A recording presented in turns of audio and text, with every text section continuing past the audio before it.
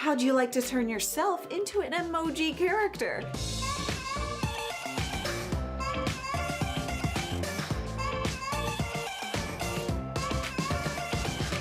Ready? Yeah.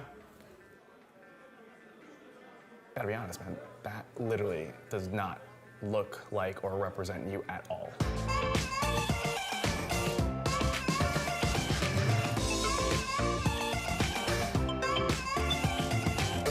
And there I am! What the heck? Are you a Smurf? You can choose to make one that looks like you, or hey, make one that looks nothing like you. Maybe something you wish you looked like or something.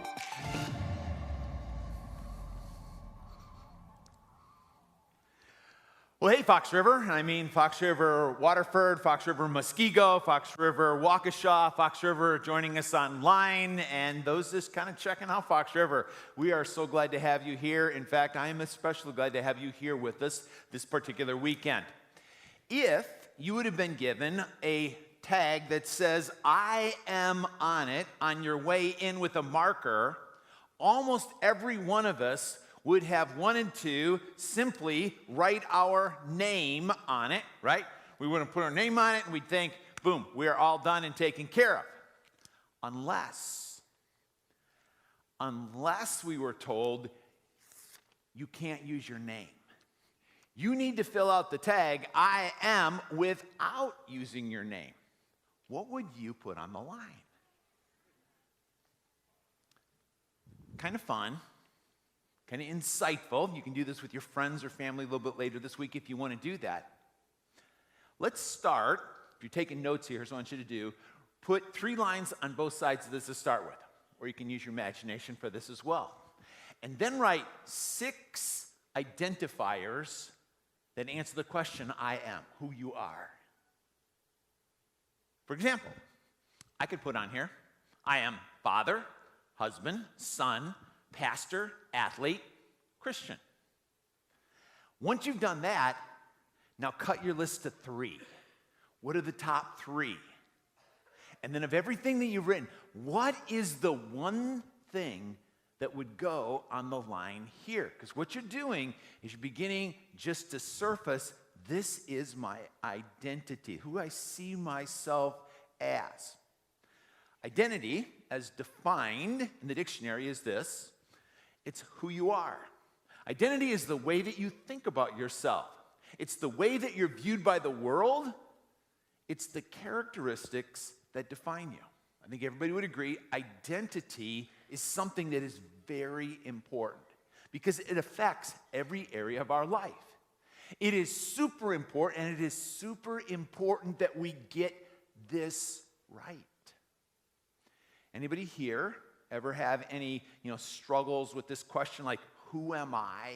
Or trying to figure out identity? Have a friend that's, again, they're struggling with identity. Anybody go through, some of that here? And you know how it's just kind of like, it just leaves me in this void. It's like I'm just kind of left hanging as a result of it. When we start asking, identity, is it something we choose? Or is your identity something you discover? Who or what gets to define it in your life? Is your identity defined by that negative voice that speaks into your head? Is it defined by your parents, your family? How about by your friends?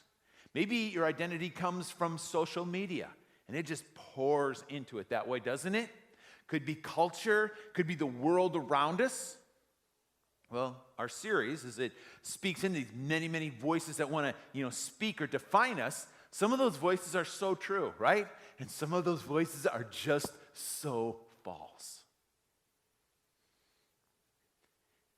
Write this down. If you're taking notes, you can fill in the blank, but otherwise just write this one statement down. God has the true authority to define us. And as you just begin to think about that, I'm going to invite you to join me in this prayer.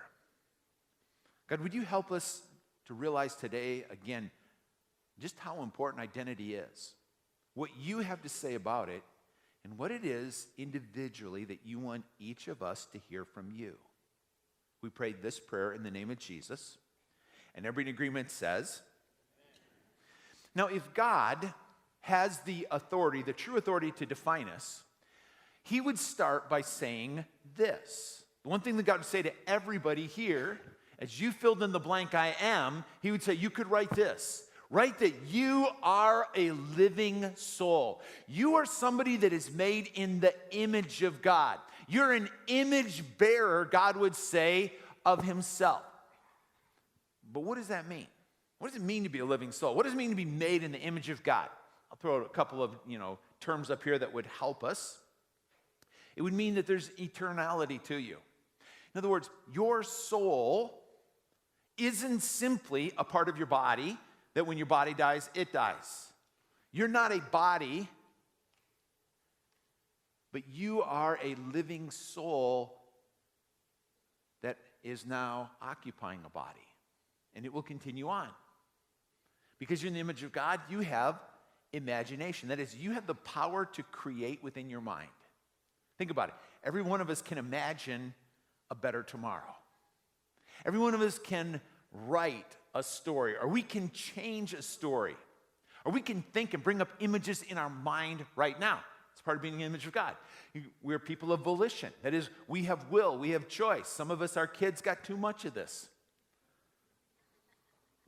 How about morality?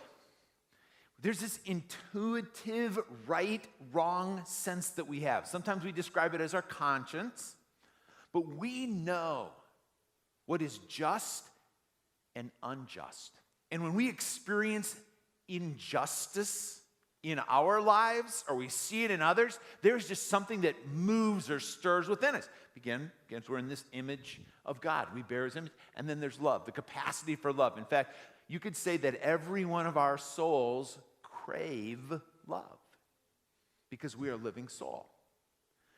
To deny that, in other words, if you're saying, I'm not going to put that as an I am. If you were to cross that out, just think about some of these ramifications. In other words, what you're saying, I'm not a living soul. I am simply a random compilation of elements, chemicals that have come together. No morality, no right or wrong. Right now, I'm just an animal like other animals. No better, no worse. My emotions are simple chemical reactions that are randomly taking place within me. They don't mean anything.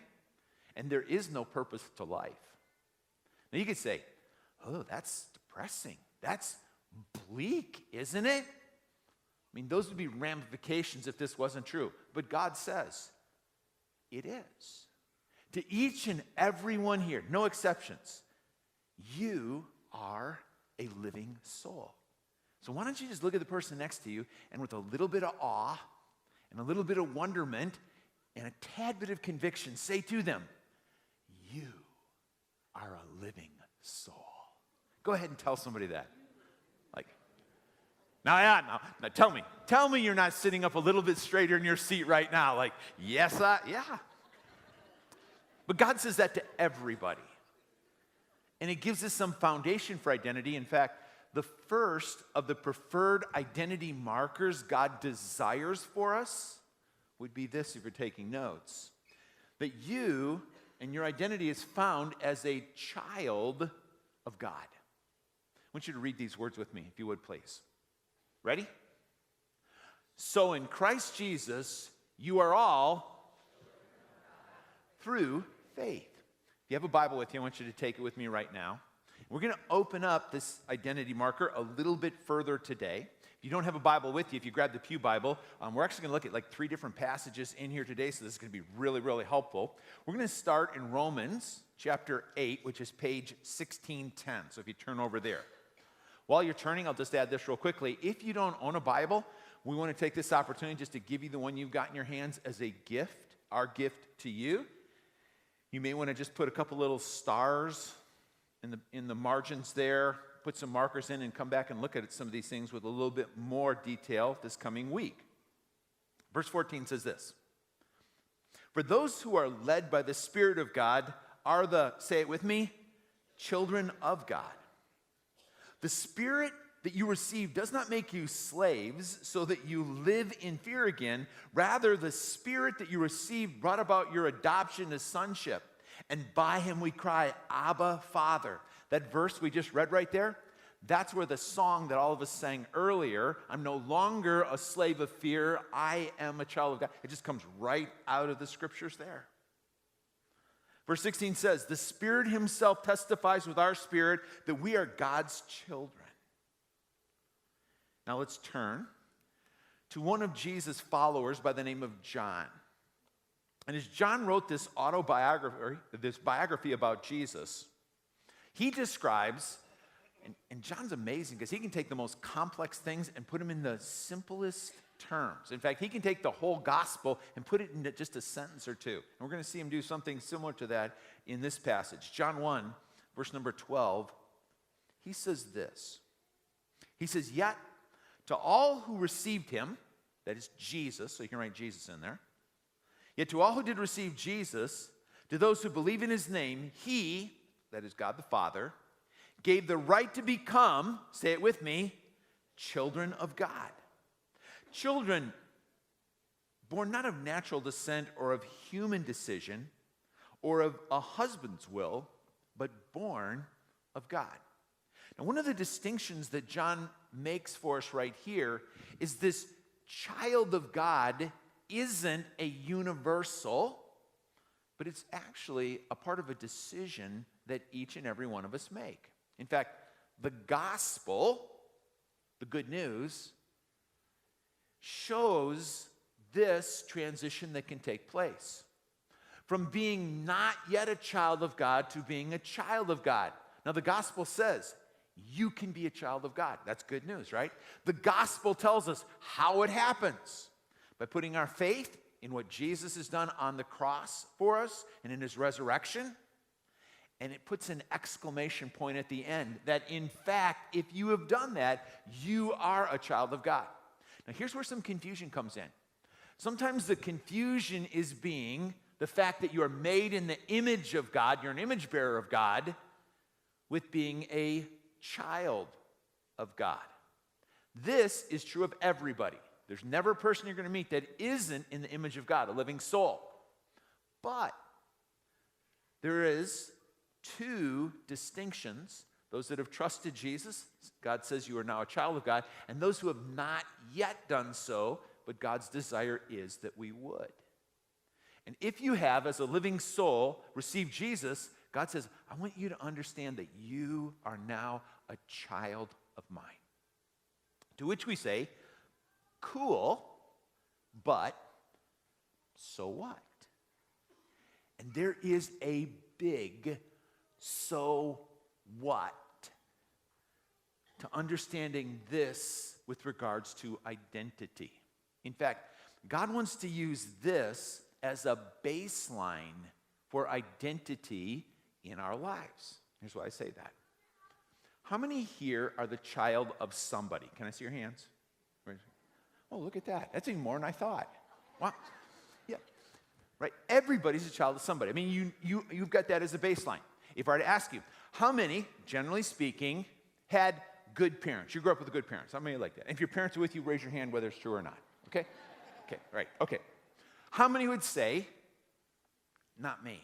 In other words, I grew up, but I really didn't have good parents growing up. Can I see your hands? Yeah. So, now, it doesn't matter which of those two groups that you're in, you both have a baseline for this identity marker. For those of us that say, I grew up with, generally speaking, good parents, we would say, because they did this and this and this and this and this. If those who didn't have good parents raised their hand, it was because you were thinking it's because they did this, or they didn't do this, this, or this. But in either case, we know intuitively this is what a good parent would do for a child of theirs. And God says that is how you are going to begin to understand me and understand you better. Now today, if you are a child of mine, think about that. You're a child of God, there would be three things that would be true. And if you are here today, you've trusted Jesus, thus you are a child of God, there are three things that are absolutely true. The first, if you're a child of mine, then you would be special to me. tell you a secret.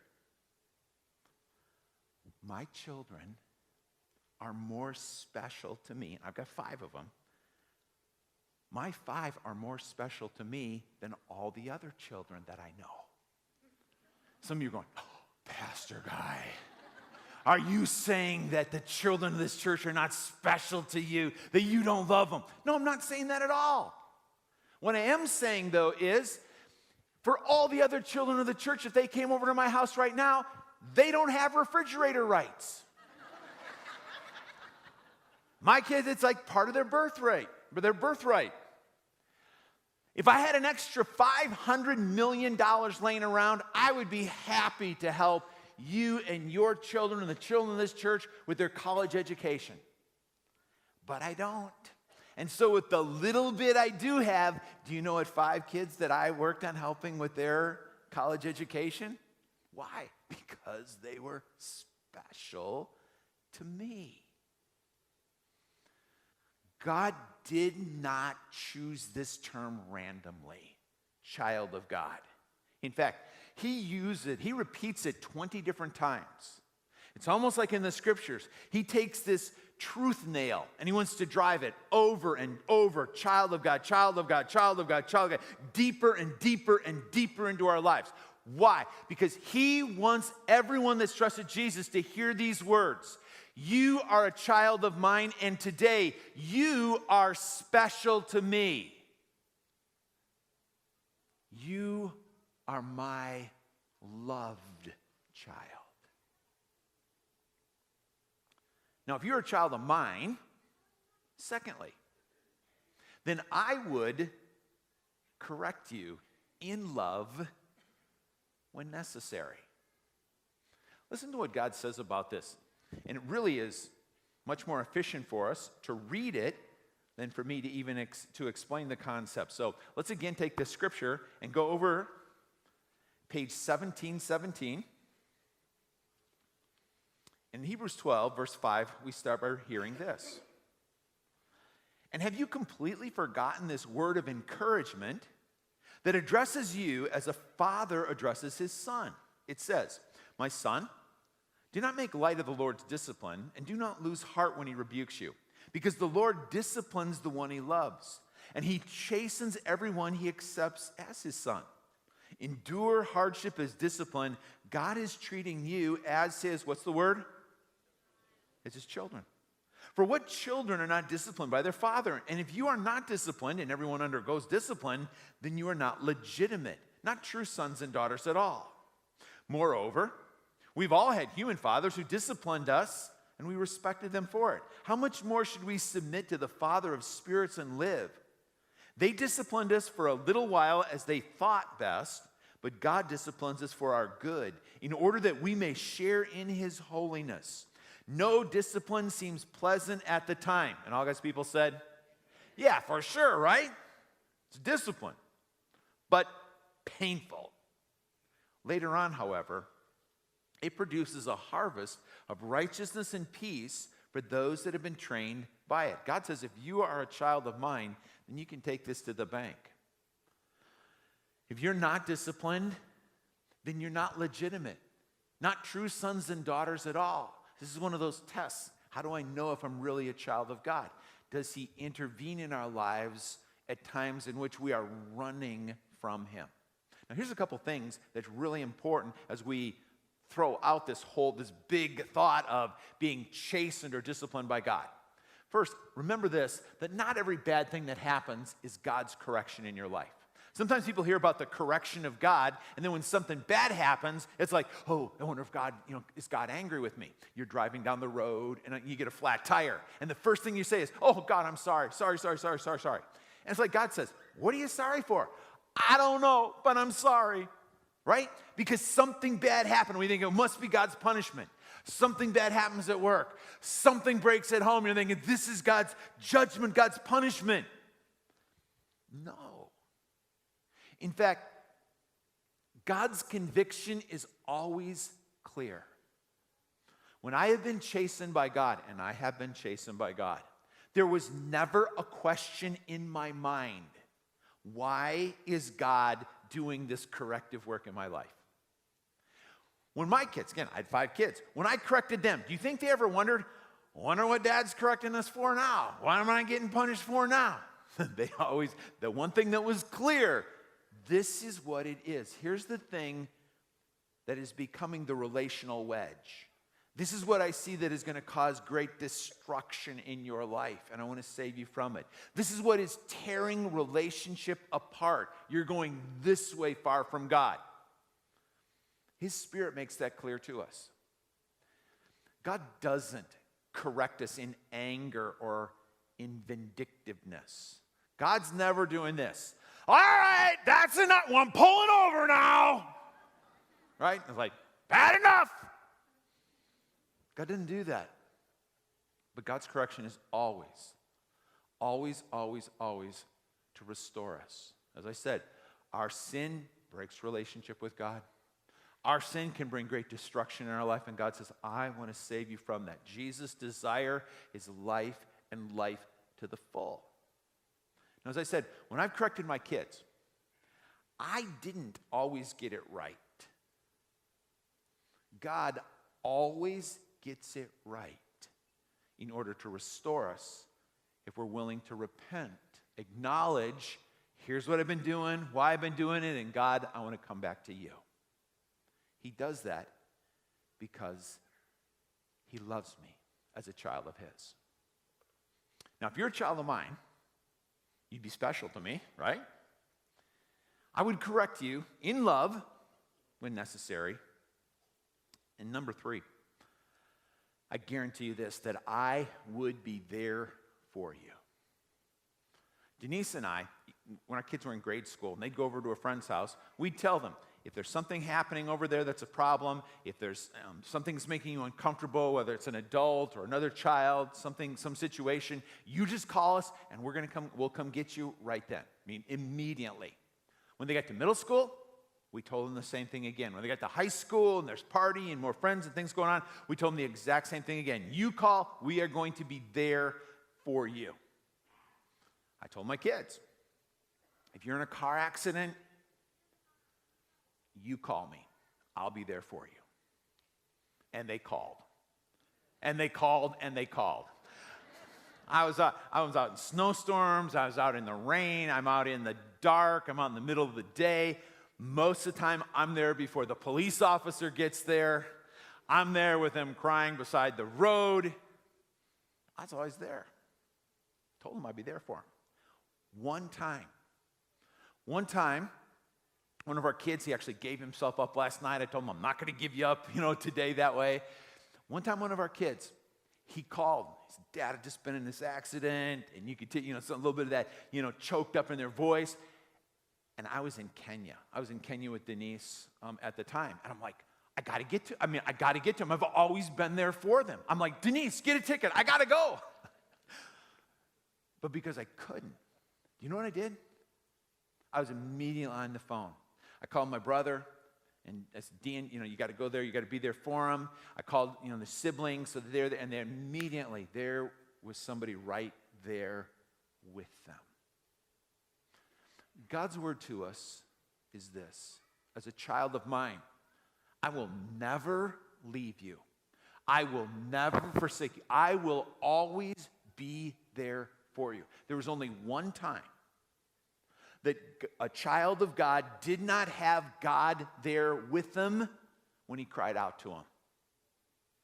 And that was Jesus. And the time was when he was on the cross. And Jesus' words to his Father, he cries out, Eli, Eli, lama sabachthani. He cried out these words, my God, God, why have you forsaken me? Why are you not here with me when I need you now? And God had turned his back on Jesus at this moment because Jesus had taken upon him the entire sin debt. Mine, yours, that of the world. If you ever wonder what the cost was for Jesus to purchase forgiveness, salvation for us, these words begin to give us some insight into just how much Jesus had to do. And if you haven't received him yet, this invitation of his, what I have done, I desire to be able to gift to you. I think that there's some that are just hearing this message today to be able to hear these next words. It's because you're in a very dark time in your life. You're going through some stuff right now, and you are honestly asking this question: God, where are you? God, have you left me? God, have you forsaken me? And as a child of God, God wants you to hear these words: I am with you now. I'm with you in the pain. I am with you in this difficulty, in this suffering that you're going through, or alongside you as you're with somebody and they're suffering it, and it is just so eating at you. And I will never leave you. I am there for you. Child of mine. There's one other applicational piece that I want to just leave us with as we kind of kick this series off right now. And that's the importance of what we call first on the line. In other words, whatever goes on the line first is going to affect everything that comes after it. Or as we've said, what you put first in your identity impacts all that follows. Not only impacts everything in your life, it impacts everything that follows. Now, here's what I mean by that.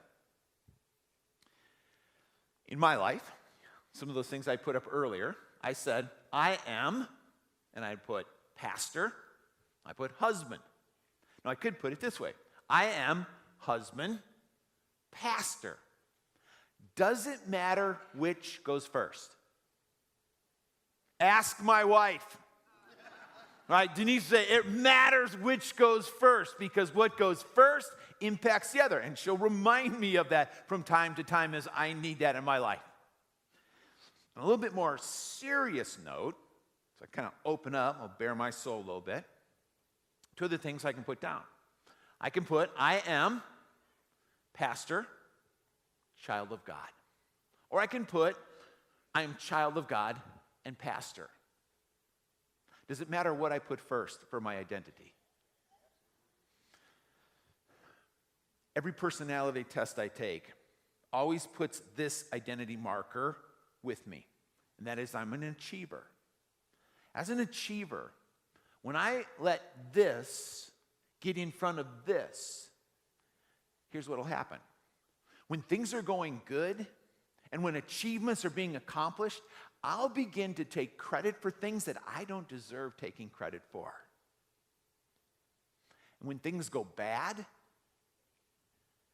my soul is in absolute turmoil. I have no peace. I have no joy. You mean just because things aren't going the way that you want, just because you're not making achievement that way? No, it's because my identity is all tied up in this. And if this isn't achieving right now, I am just an absolute failure. And I had to learn. It's such an important lesson for me to learn. Years ago, this is in front of this. When I realized that first and foremost, I'm a child of God, and then I'm a pastor, it really helps me to govern achievement, both the good and the not good that occurs in my life. Now, for you, this may be a career for you. Some careers, they dominate our identity, right? I'm a doctor. I'm a teacher. I'm a police officer. I'm an whatever it is that career is. Others, it's my heritage, or it's my race, or it's a different orientation that's going on. Whatever it is that wants to just be first and foremost, has it come behind this? I'm doing a journal this year. I'm really not a good journaler. This year hasn't gone bad.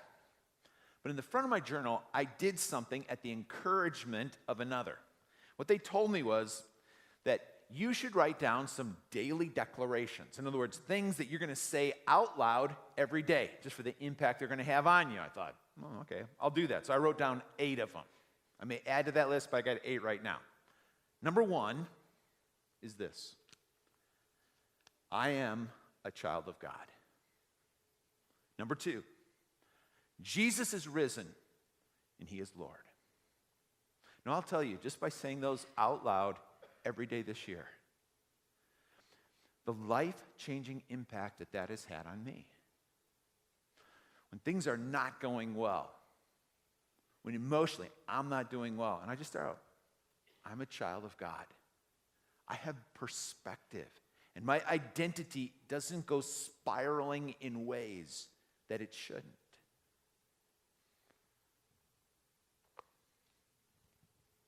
How about you? If you were to take this tag, I am, would you put on it today, first and foremost, I am a child of God.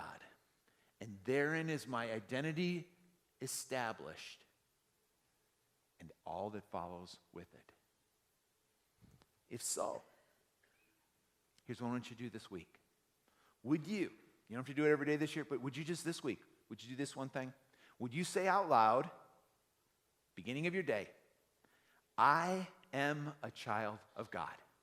Just make that declaration out loud and see the impact that it begins to have on that day. Take a moment and thank God.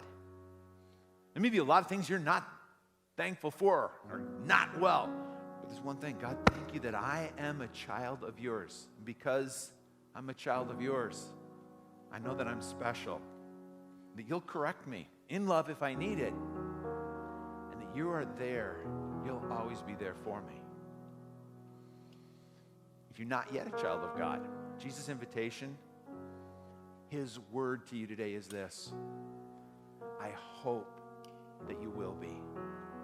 If you will put your faith and trust in what I've done on the cross for you, in my resurrection, and it being sufficient to make you a child of God, to bring a broken relationship into a living, life-changing one, then today, if you'll trust me, I will do all of this for you. And I hope that you will. Would you join with me in this prayer? God, we want to say thank you, because not one of us deserve the title child of God. And there is no greater title, no greater mark for our identity to give us firm ground for this life and even for eternity. Thank you.